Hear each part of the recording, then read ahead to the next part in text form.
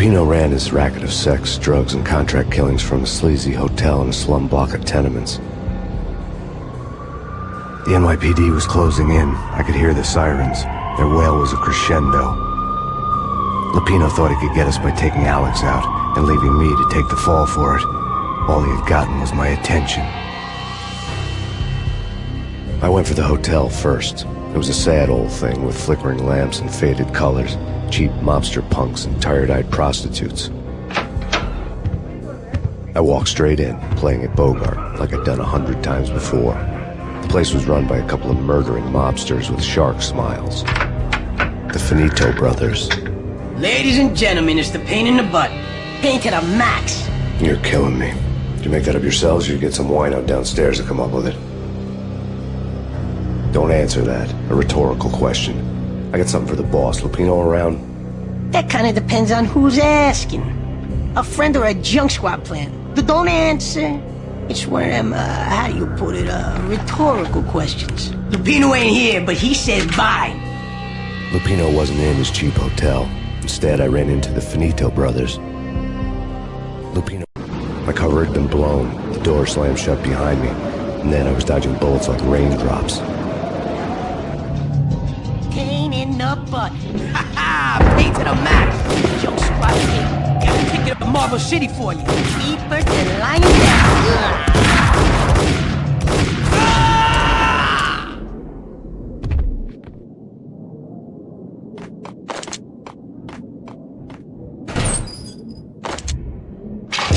Bosses! A letter on the desk caught my eye.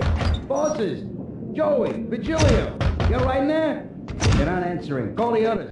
I had met Lupino only once. The gangster ran all his rackets through his right-hand man, Vinny Gagniti. Gagniti was a high-strung whiner on the verge of breaking apart, like an overamped Energizer bunny. He had the brains to run the business, but he lacked the balls, always falling short, taking his frustration out on underage addicts and call girls. The V deal goes down at your hotel. Jack's exact words, quote, "Vinny, you're in charge of this one," unquote. Rico Muerte's coming to see it through. Anything goes wrong and everybody's gonna get dead. Goes double for you. Treat this guy real good. Anything he wants, you give him. Don't screw this up or you're finito, finitos. A V deal meant added security, locked doors, and lots of nervous thugs with itchy trigger fingers. I'd seen nothing coming in, but that didn't mean it hadn't been there. Rico Muerte was a regular Kaiser Soze, a spook story told to keep the apes in line. 313. The Finitos had scribbled Muerte's room number on the note's margin. Wait for them. We gotta go in now. Bosses! We're coming in!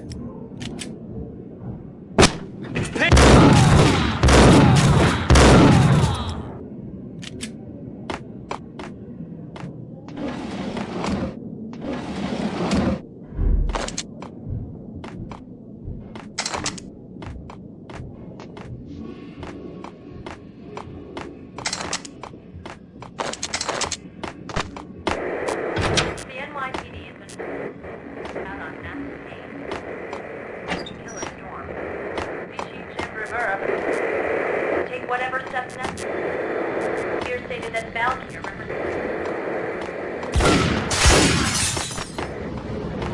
Yeah, something's wrong with the bosses. Payne's there and they're not answering. Let's go. What the?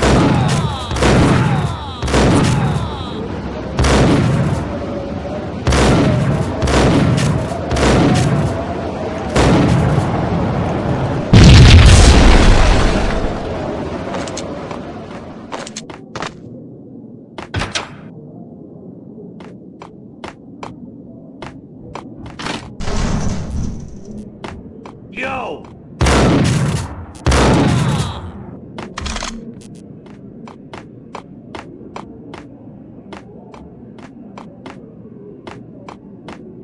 Previously on Lords and Ladies. Lady Amelia, Marquis Valentine asks for an audience. Thank you, Lawrence. My lady. My lord? And now, an all-new episode of Lords and Ladies, brought to you in part by Acer Corporation.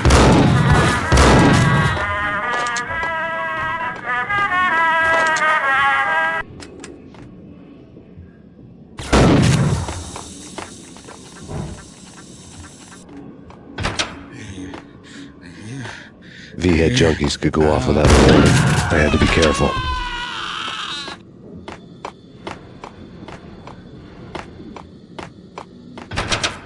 It's Payne! Got him there!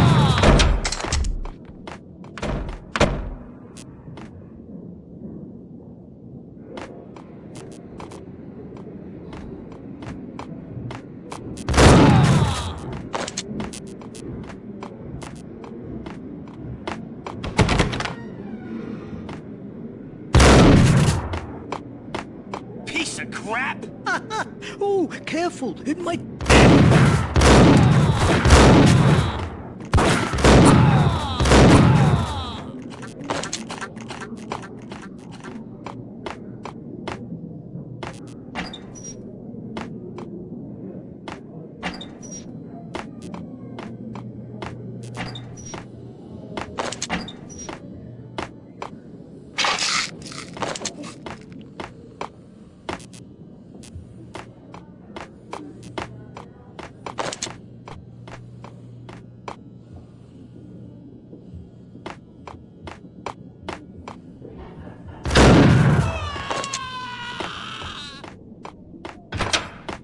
Whack the sucker!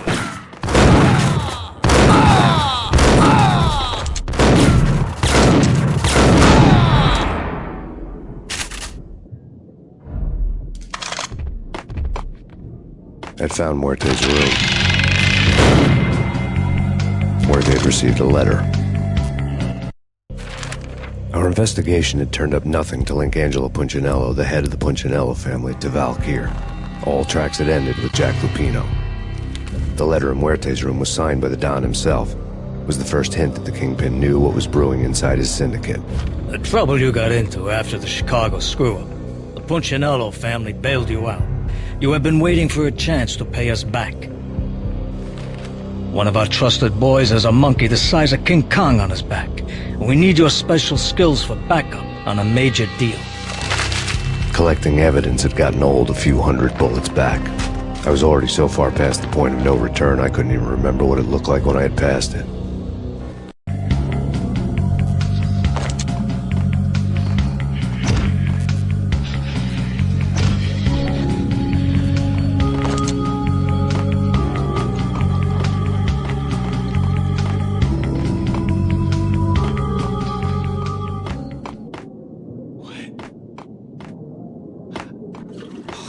What the hell?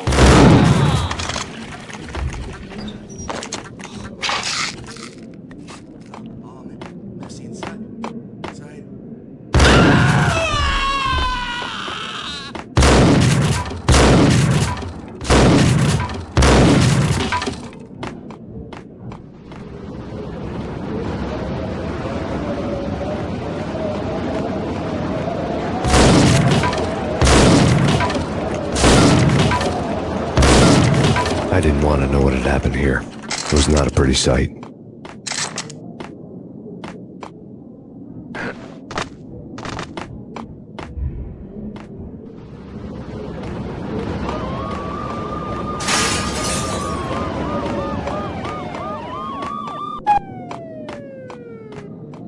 Right? Get him!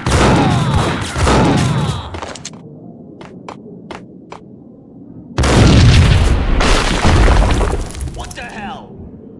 Told you. God damn! I thought it was a bomb for sure. Nah, the Russian wouldn't dare. This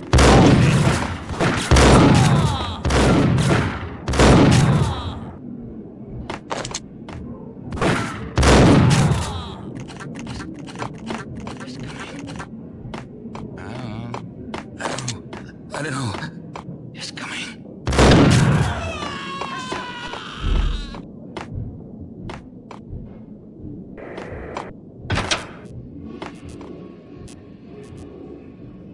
The hooker had left her diary on the table.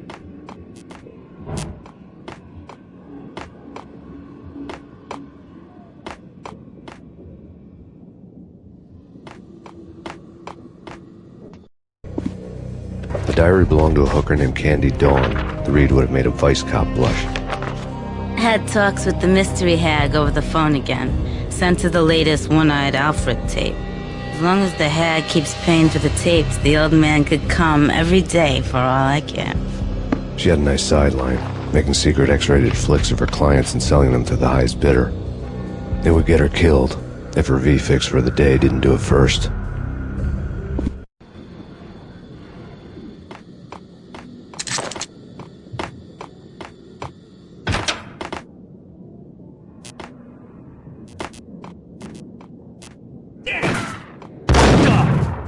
It's him. Go get him.